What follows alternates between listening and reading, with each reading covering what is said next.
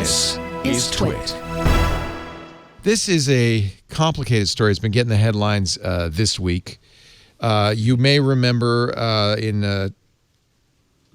was it last year in Pensacola, Florida, a Saudi military officer who was training at the Pensacola Naval Air Station, killed 3 service members, wounded 8, and then was shot himself after shooting one of his iPhones. Clearly, he understood that that iPhone might contain some important information. The FBI apparently, and this is one thing that's really frosted Apple, did go to Apple right away, and Apple helped, giving him access to his iCloud account, to a lot of information about the person. They helped as much as they could, but the one thing that Apple cannot do, and that's why this is a little different than the San Bernardino case from a few years back.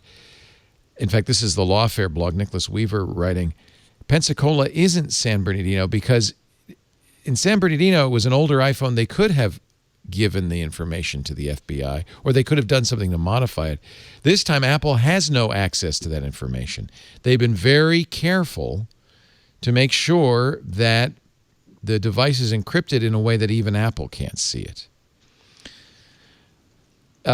In the San Bernardino case, the FBI eventually dropped their request because they figured out, oh, there's an Israeli company that sells software that will crack this, and they were able to get into it.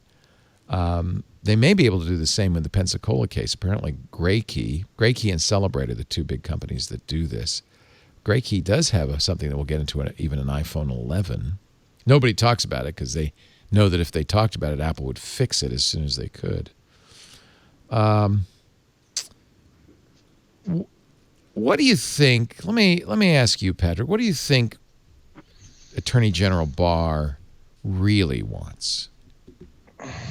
Well, he wants them to magically unlock everything and give them all the information immediately. The same thing that the Attorney General's or the FBI, I should say, wanted in previous cases. Law enforcement wants, for the most part, full access immediately.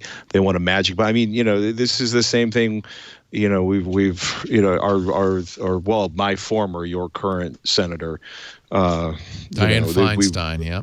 Who just wait a minute? You aren't in California anymore, or did you just become a citizen of your own land?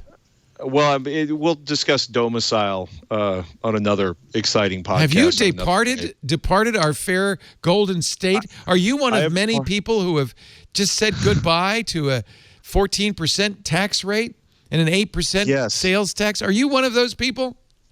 Yes, I could not field a large enough rat, so I sold my house. Oh, congratulations! We are out. We are exploring and searching for a new location. But the thing, I mean, Feinstein's like, this is. I love security. I love it's good. It's been so good for business in the state. Now, if you just put a little key that only.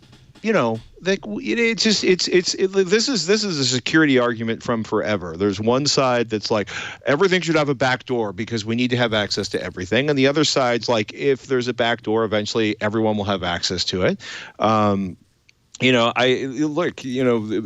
a big First Amendment person. The problem is if all speech is protected, barring the stuff that's been settled about, yelling fire in a crowded movie house, then the Illinois Nazis get to march up in March, which is why the ACLU, fought for their right to be, villainous scumbags in public, which I think is great.